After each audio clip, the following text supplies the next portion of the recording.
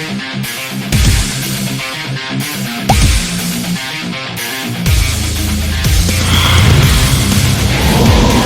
lagi di channel ini. Apa kabar kalian? Semoga semuanya sehat ya.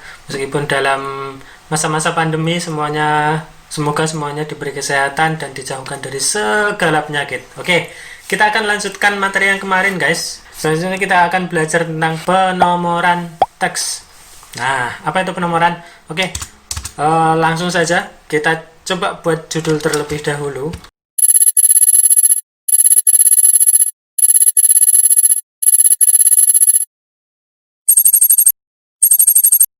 Nah, untuk formatnya sendiri kalian bisa mengetikkan secara otomatis ya. Kalian bisa mengetikkan angka dulu, diikuti dengan titik, terus kalian spasi.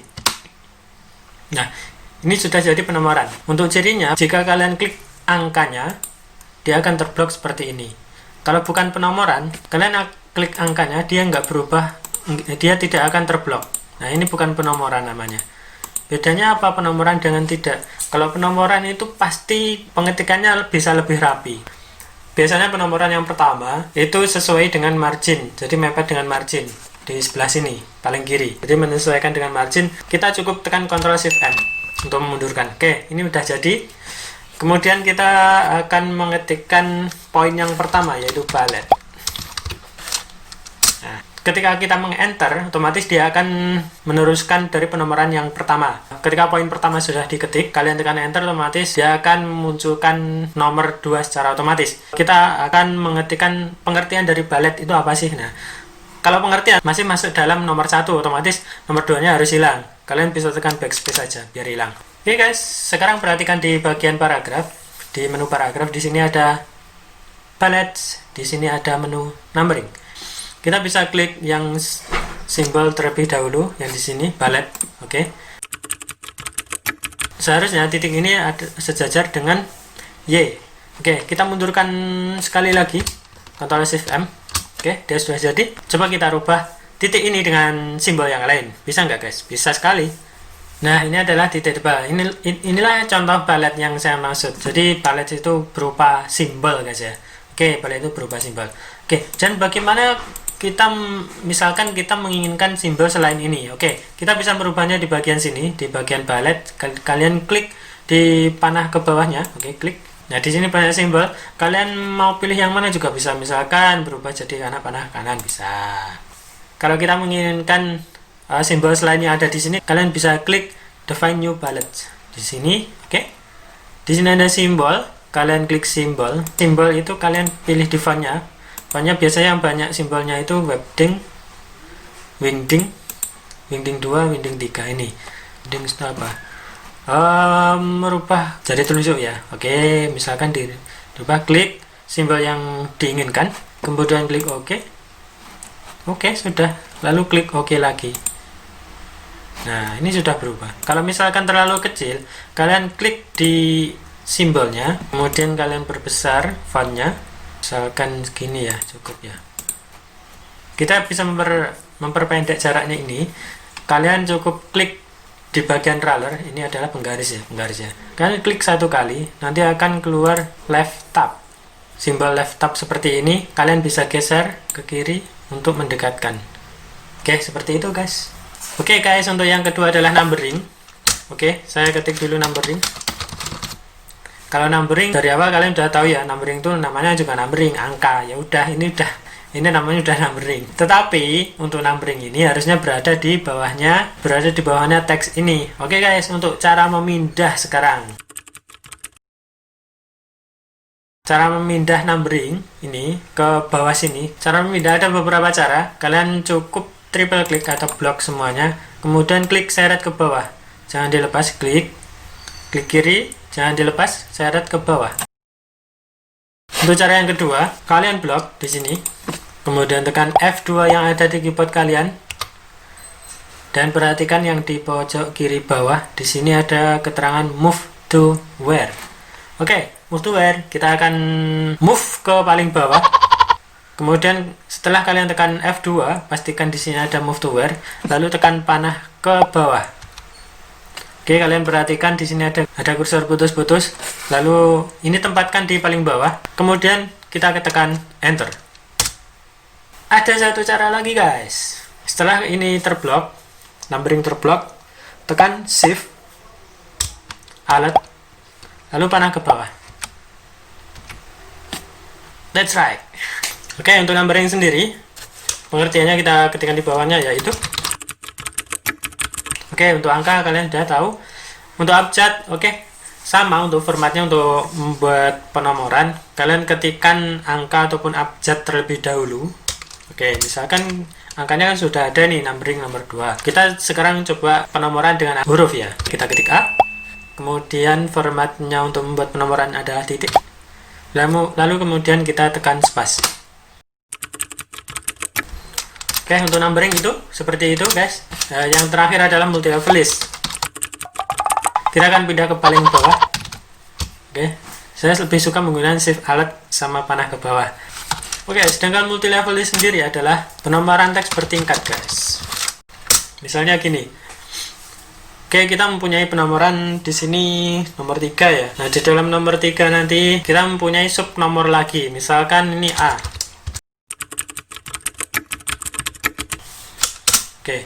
Kemudian kita akan memasukkan B ini ke dalam subnya A.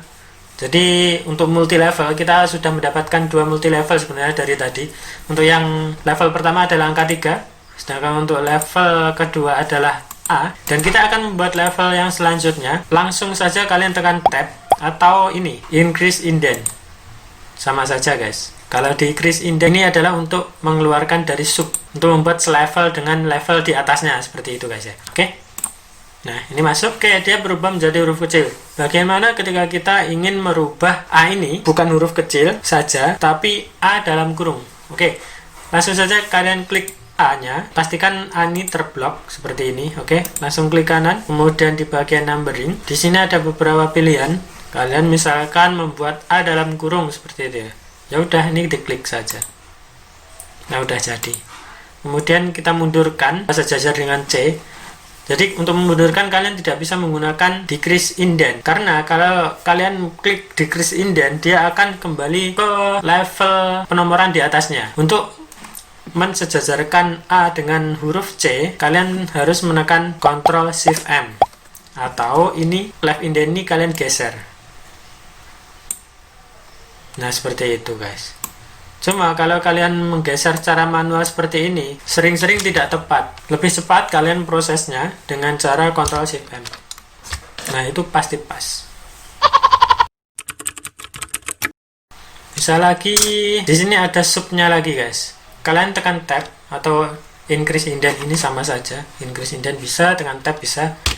Dia akan masuk ke level di bawahnya A. Jadi seperti itu. Untuk mengetahui dia selevel atau tidak, kalian klik saja penomorannya. Nah, kalau yang terblok ini hanya satu, hanya penomoran yang kita klik, berarti dia levelnya berada di bawahnya. Jadi nggak selevel dengan yang di atasnya ini. Kalau misalkan selevel, coba kita kembalikan shift tab ya.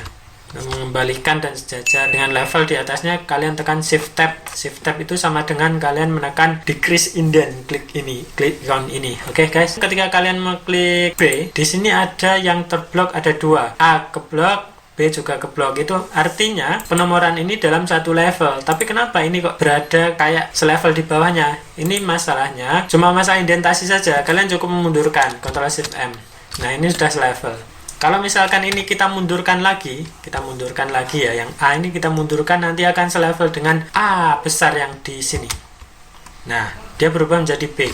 Kita mundurkan, tekan Shift Tab, dia selevel lagi. Untuk mengecek, kalian bisa klik C besar yang ada di sini. Nah, dia ada 3 yang terblok, berarti A, B, C ini satu level guys. Dan untuk memasukkan ke dalam level di bawahnya A, kalian tekan Tab lagi. Ketika kalian klik yang A kecil di sini, maka yang terblok hanya yang A saja, yang lain tidak terblok. Itu artinya tidak selevel dengan A atau berada di bawah level dari A besar seperti ini. Sedangkan yang B di bawah ini, kalian klik, dia selevel dengan A yang ada di sini. Guys, itu adalah cara-cara multi level list. Agak ribet memang, cuma kalau kalian sering berlatih, pasti akan menjadi lebih lancar guys. Guys, selanjutnya kita akan merubah formatannya. Fontnya akan kita rubah. Misalkan kita akan merubah menjadi Times New Roman, misal. Kemudian kita pertebal dan berubah warna menjadi biru guys. Nah seperti ini. Penomoran yang di bawahnya ini harus sesuai dengan format yang ada di atasnya, karena ya nanti dilihat tidak akan sesuai. Kalau yang penomoran yang satu level dengan nomor 1 atau ballet ini tidak sesuai dengan font yang ada, yang tidak sesuai dengan formatan yang ada di nomor 1. Oke, untuk melakukan formatan seperti ini berarti yang lain juga akan kita format satu persatu seperti ini ya. Oke, kita blok, kita rubah menjadi ke Times New Roman. Kemudian kita lakukan bold, kemudian kita font colornya dirubah. Oke, dan yang terakhir juga seperti itu, Times New Roman, kita bold, kemudian dirubah. Ini akan membutuhkan waktu sangat lama kalau penomorannya banyak guys. Kalau kita klik satu persatu, 1, 2, 3 kali klik, jadi waktu kalian akan terkuras di sini. Oke, untuk opsi yang pertama, kalian bisa dari awal melakukan formatan. Jadi ketika kalian meng-enter seperti ini, otomatis hurufnya akan dan pemformatannya akan sama semua. Tapi bagaimana ketika kalian sudah mengetikkan yang terlalu banyak penomoran, apakah kalian akan mengedal satu persatu? Nggak mungkin guys. Jadi kalian harus melakukan formatan ini mau nggak mau di belakang ya, karena katakanlah kalian lupa memformat ini hurufnya apa, fontnya apa, seperti itu, untuk warnanya apa, formatnya seperti apa. Ketika kalian lupa, oke, di sini saya akan memberikan 2 tips. Yang pertama, kalian bisa klik di sini, klik multiple block. Nah, seperti yang ada di materi yang kemarin. Kemudian klik Times New Roman. Oke. Kemudian untuk hurufnya 12, bold, dan ya, udah jadi. Ada yang lebih simpel lagi, guys. Jadi kalian tidak harus mengklik satu persatu pemformatan menyesuaikan dengan pemformatan yang sudah ada pada nomor 1 ini. Jadi kalian bisa melakukan mengcopy format. Bagaimana caranya? Kok format di copy? Jadi kalau kalian bisa mengcopy ya, di sini klik kanan, copy, kemudian kalian paste di sini, kemudian paste di sini. Itu termasuk mengcopy teks ya. Nah, bagaimana kalau kita akan melakukan pengkopian format? Jadi teksnya tidak ikut tercopy, tapi formatnya tercopy. Ini agak unik guys. Oke, baik.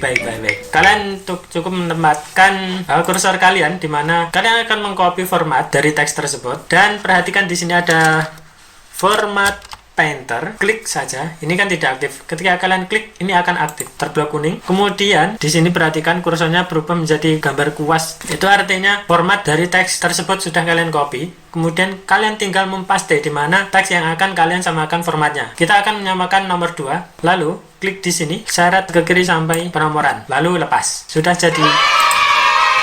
Jadi kalian nggak harus mengklik satu persatu menyamakan formatnya secara manual. Dengan menggunakan format painter ini, kalian bisa mengcopy format secara tepat dan akurat, dan nggak mungkin ini berbeda dengan format yang kita copy. Oke guys, di video ini yang bisa saya sharing. Nanti kalau misalnya kebanyakan materi mungkin kalian juga akan bingung. Untuk video kali ini saya cukupkan sekian, dan kita akan jumpa lagi di video selanjutnya, tentunya tentang kita akan belajar buat mulai dari awal sampai benar-benar mahir guys. Kita juga sama-sama belajar, sama-sama sharing supaya pengetahuan kita juga ikut bertambah dan bermanfaat. Oke guys, dari saya cukup sekian dan semoga bermanfaat guys.